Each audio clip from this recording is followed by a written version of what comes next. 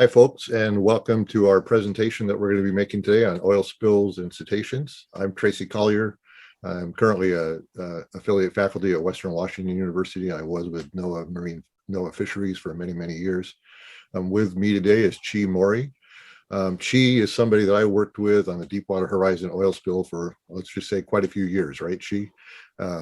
And we were part of the technical working group that was supporting the marine mammal injury assessments.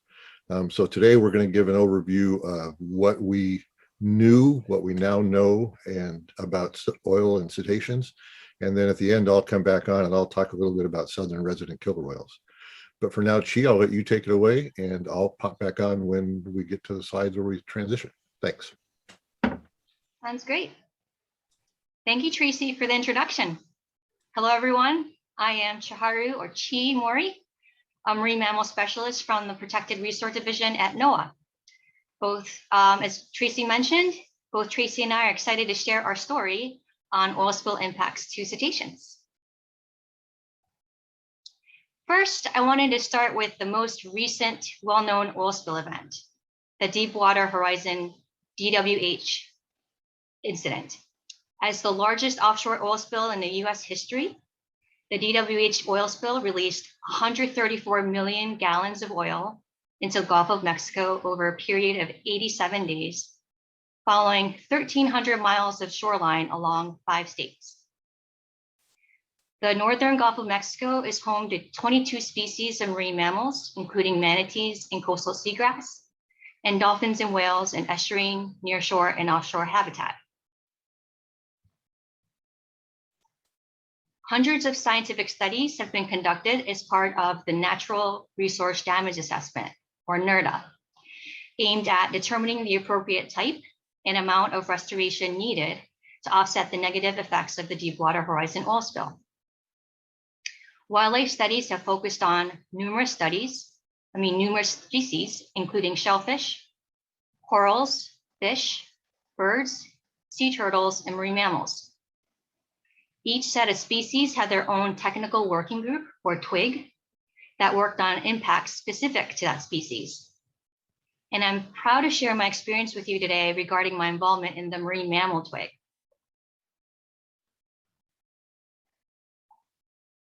Deepwater Horizon oil contaminated every type of habitat that northern Gulf of Mexico marine mammals occupy. Prior to the DWH incident, many scientists largely believed that marine mammals would avoid oil. This was not the case. Over 1,000 animals from more than 10 species of dolphins and whales were documented swimming through the oil. The picture on the left bottom was taken July of 2010, depicting a bottlenose dolphin with oil adhered to its head. The oil spill contaminated prime marine mammal habitat in the estuarine, nearshore, and offshore waters of the northern Gulf of Mexico. Now, going back in time, around year 2007, what do we know about effects of oil on marine mammal populations? There were sparse data available. Cetaceans, which includes whales and dolphins, were viewed as less susceptible to oiling, as it was thought that the epidermis was impenetrable to petroleum compounds. Research conducted in the 1960s suggested that dolphins in captive settings avoid oil, but in the wild, cetaceans were sometimes observed swimming and foraging in oil. Well, what do we learn from the Exxon Valdez oil spill? The Exxon Valdez, an oil tanker owned by the Exxon Shipping Company, spilled 11 million gallons of crude oil into Alaska's Prince William Sound in 1989. The Exxon Valdez the oil slick covered thousands of miles of coastline and killed hundreds of thousands of seabirds, otters, and seals. Death of killer whales were documented, although the cause of these deaths were not determined. As for other cetaceans, record number of carcasses were found after the spill, although this may have been due to increased survey effort. Tissues from 7 carcasses were tested for hydrocarbons, with 1 gray whale having hydrocarbons detected in their blubber. However, cause of the underlying death could not be determined. This figure shows population trends of killer whales before and after the Exxon Valdez oil spill that occurred in 1989. The AB pod, shown on the top, is a group of fish-eating resident killer whales, while AT1, shown in the lower line, is the mammal-eating transient group exposed to oil in Prince William Sound. Although both pods were affected from the oil spill, the vertical line indicating the time of the spill, the AT1 was more impacted, most likely due to long-term decrease in reproductive success after the spill. AB pod, on the other hand, showed an immediate decline in numbers, but has had some reproductive success and thus recovery following the spill. This picture shows 4 members of the AT1 group of the killer whale population near the Exxon Valdez oil tanker, less than 24 hours after the oil spill incident. This demonstrates that marine mammals can be exposed to fresh oil immediately after these oil spill incidents. Unfortunately, 3 of the 4 animals are missing the following year, and the authors designated those as mortalities. Let's go back to the DWH story that occurred in 2010. To determine the types of injuries to whales and dolphins due to the spill, scientists collected a variety of information. Marine mammals may have been exposed to oil by inhalation and or aspiration, ingestion of contaminated sediment, water, or prey, or by absorption of contaminants through their skin. So, what did the group do? As I mentioned previously, hundreds of scientific studies were conducted as part of the Natural Resource Damage Assessment, or NRDA, between 2010 and 2015. The aim was to, 1, document the pathway, exposure, and injury using field measurements and observation. 2, quantify the level of injury using field sampling, population observations, laboratory analysis, and existing toxicology literature. And 3, identify restoration projects. As part of the marine mammal twig, the assessments conducted were broken up by the following species: oceanic and continental shelf species, coastal species, and bay, sound, and estuary cetacean species. They are all cetaceans, as there are no pinnipeds in the Gulf of Mexico. Studies for oceanic and coastal species have been conducted by NOAA, as well as several academic researchers. Types of studies include NOAA surveys conducted in 2009 and 2010, informing baseline, as well as research cruises documenting distribution, demographics, exposure, and prey abundance. Aerial surveys were also conducted to assess coastal dolphins during and after spill. The rest of the discussion will concentrate on bay, sound, and estuary species. Various assessments were conducted including the survival, distribution, and fecundity of dolphins. I also wanted to mention that simultaneous to the NRDA effort, a cetacean unusually mortality event, UME, was declared between 2010 and 2014. More than 1,000 cetaceans were documented to have died. Almost all of them were bottlenose dolphins. Most of the species were in nearshore areas, and half of those dolphins were found in the state of Louisiana. With that said, let's continue the discussion and the assessments conducted for the bay, sound, estuary species. There are 32 bay, sound, and estuary stocks of bottlenose dolphins in the Gulf of Mexico. These stocks were defined based on earlier studies in Sarasota and Texas that show that dolphins demonstrate long-term year-round site fidelity to their home bay or estuary. And a number of studies have followed, similarly documenting year-round dolphins that remain across multiple years within a given bay, sound, or estuary. Based on this research, 32 BSE stocks have been defined. For the DWH assessment, we focused on Barataria Bay in Louisiana, where the star is indicated on the top left image of the slide. Barataria Bay received very heavy and repeated oiling following the DWH spill, and some of that oil lingered for years. These pictures demonstrate heavy oiling around the coastline, as well as oil animals, including dolphins, birds, and sea turtles.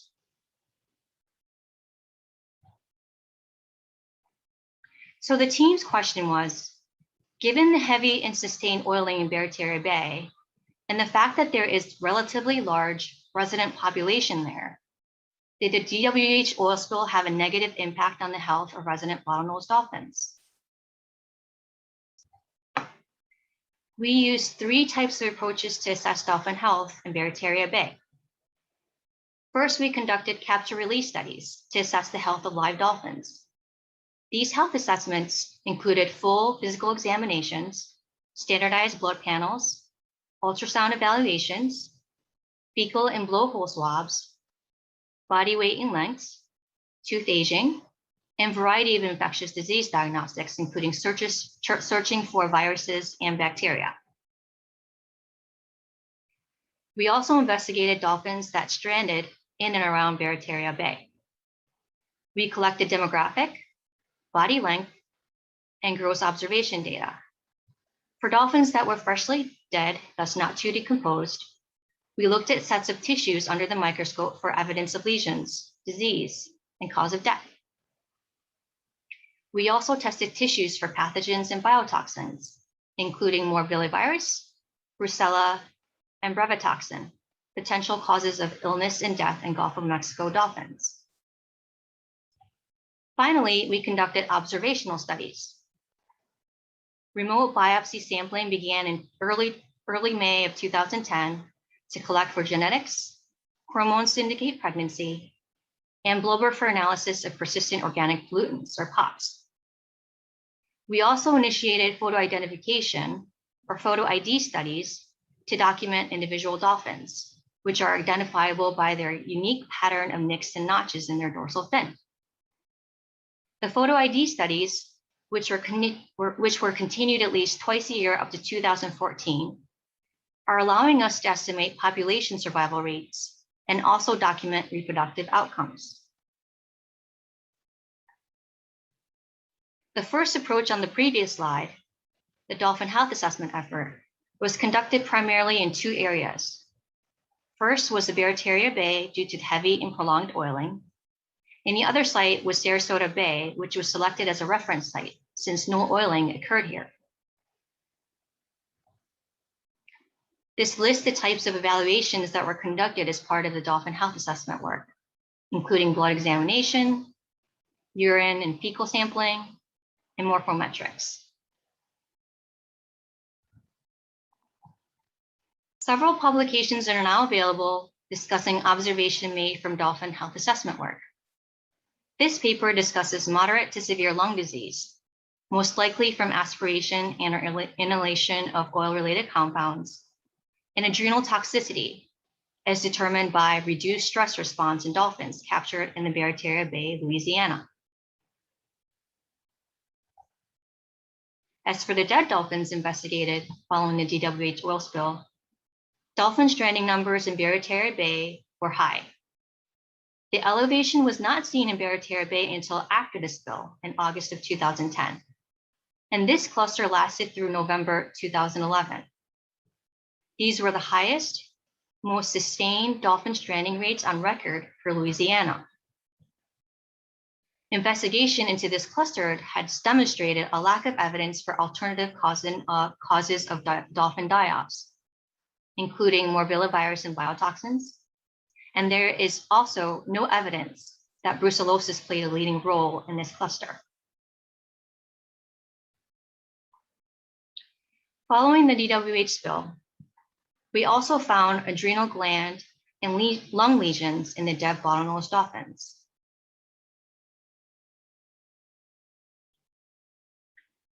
Numerous studies have been published demonstrating parallel of adverse effects between live and dead animals. Even though different techniques were used, both dead and live animals demonstrated similar adverse effects, including lung disease and adrenal impairment.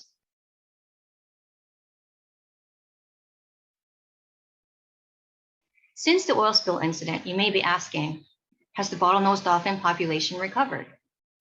The team has continued studying these animals, and unfortunately, we are still observing adverse effects, including lung disease and impaired stress response. In addition, we are observing reproductive impacts, which leads to slow recovery of the Barataria Bay dolphin population. This is a picture of her mother, bottlenose dolphin, trying to keep the dead calf afloat above water.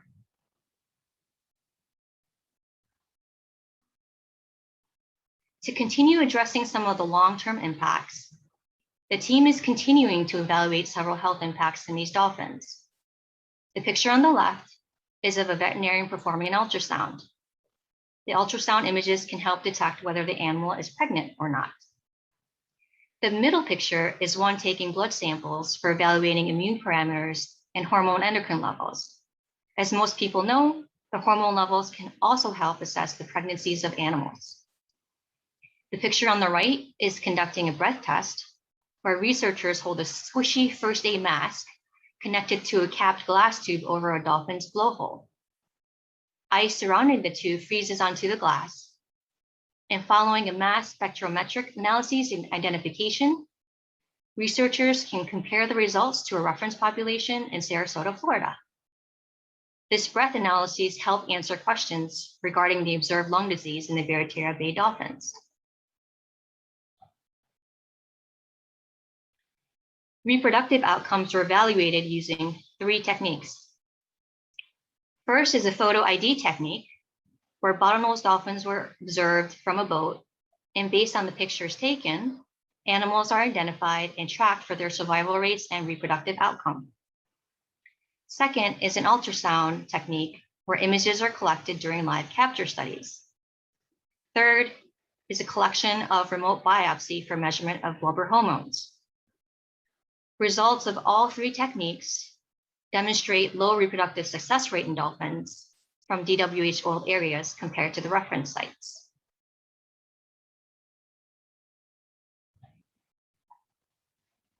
In addition to the long-term reproductive impacts, immunological impacts have also been documented to be lingering in the DWH oiled dolphins. This paper also discusses the potential for multi-generational effects from oil spill exposure. One other health impact I wanted to mention is the cardiac effects that are emerging a few years following the DWH oil spill, which is also concerning. This is a picture from dolphin health assessment work in 2016.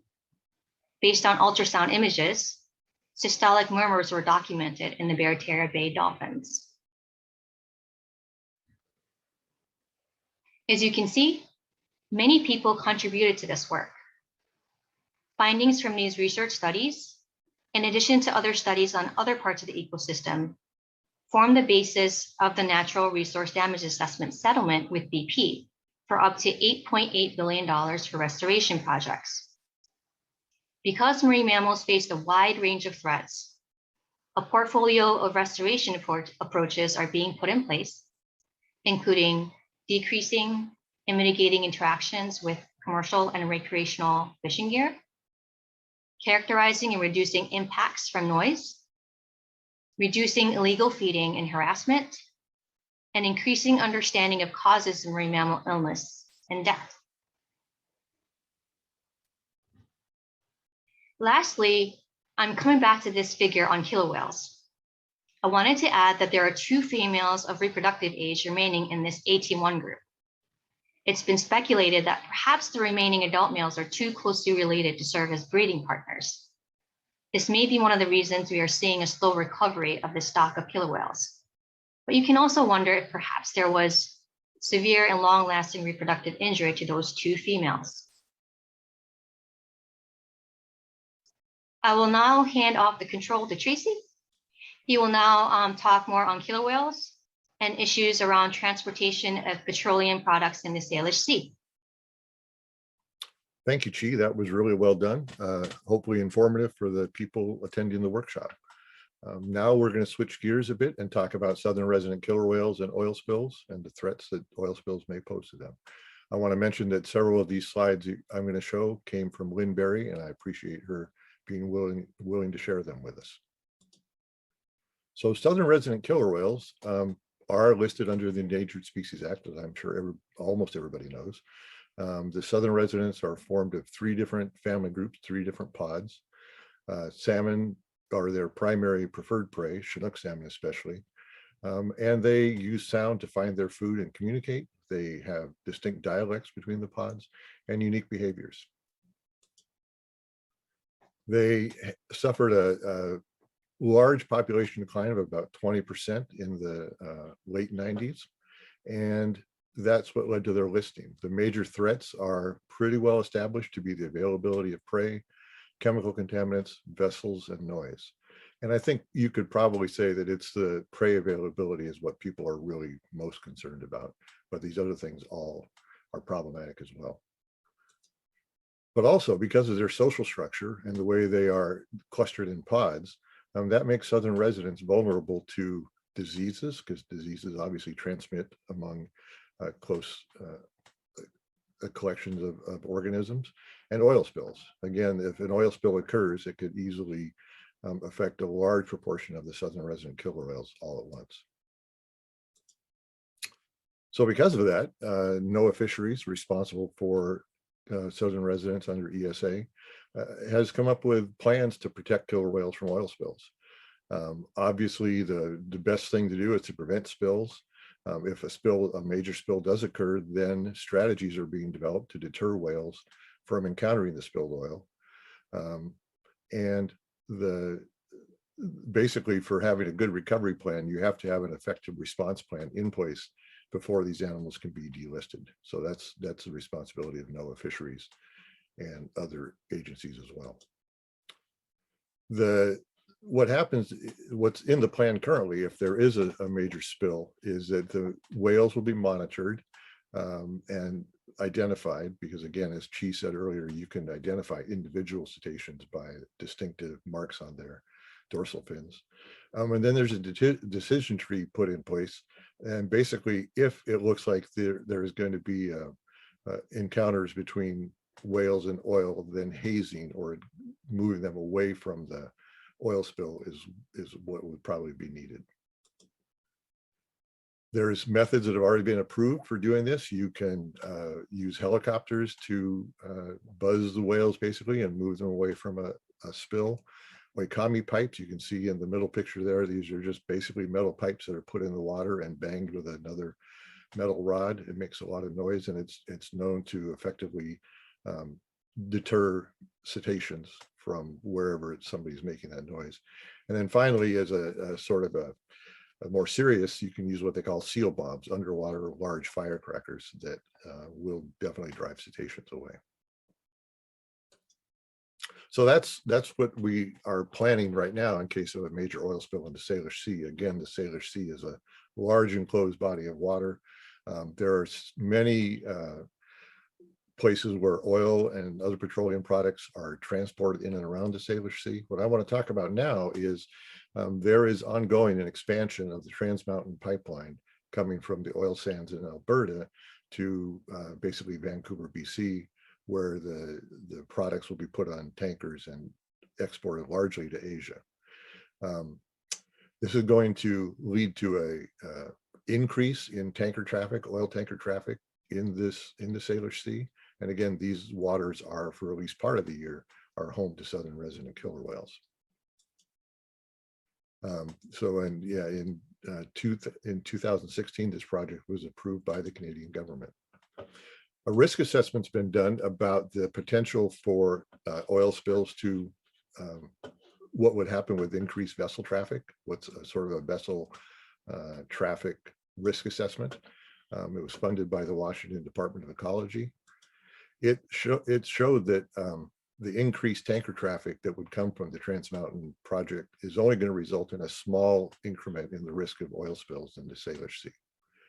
However, this report assesses the risk of different sized spills, but not the risks of different types of petroleum products that might be spilled. So I was involved, after I left NOAA Fisheries, I've done quite a few different projects. One of them was to work as a consultant for some First Nations in British Columbia, who were concerned about the Trans Mountain pipeline. They wanted to have a risk assessment of what could happen in the event of a spill. I basically looked at the impacts of a freshwater or marine oil spill on resources in their region.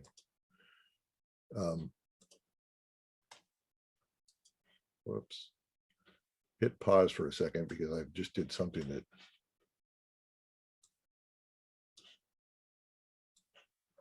I don't know what I hit.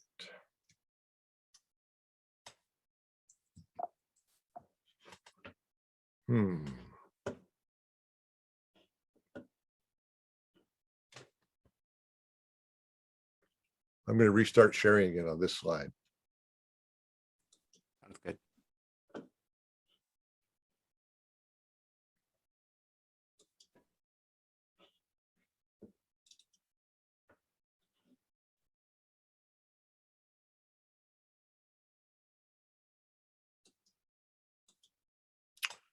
So the Trans Mountain expanded pipeline is going to be transporting what they call diluted bitumen from the Alberta tar sands.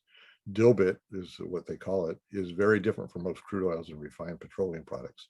Basically, you take the heavy oil you get from the tar sands, the bitumen, and you dilute it with much lighter distillates. So it's liquid enough to be pumped through the pipelines. But it is, as I said, very different from most crude oils and refined products. The big question that people are asking is, does spilled pipeline bitumen, dilbit, does it sink or does it float? Some people think that it sinks and some people think that it floats. Generally, my assessment is in the real world, diluted bitumen or dilbit will sink when mixed in. In some studies funded by industry, they say that it will float. The thing is, if you say it floats, that helps because then you say that you have response plans for the dilbit that are similar to other oils that float on top of the water. If it sinks, then it means our response options may not be adequate to deal with it.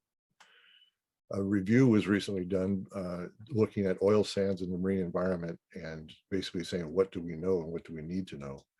What they concluded is that one of the highest priorities for assessing the effects of dilbit in the marine environment is to know how its fate, what its fate is going to be. Is it going to sink or is it going to float, or is it going to do both? And probably under some situations, actually dilbit could be sinking and floating. There was a really nice study funded by the review funded by the Canadian government. I was a reviewer of it, but you can see the people on the left there, definitely the people that know oil and oil spills. And that has a lot of other good information about dilbit and what it does in the aquatic environments.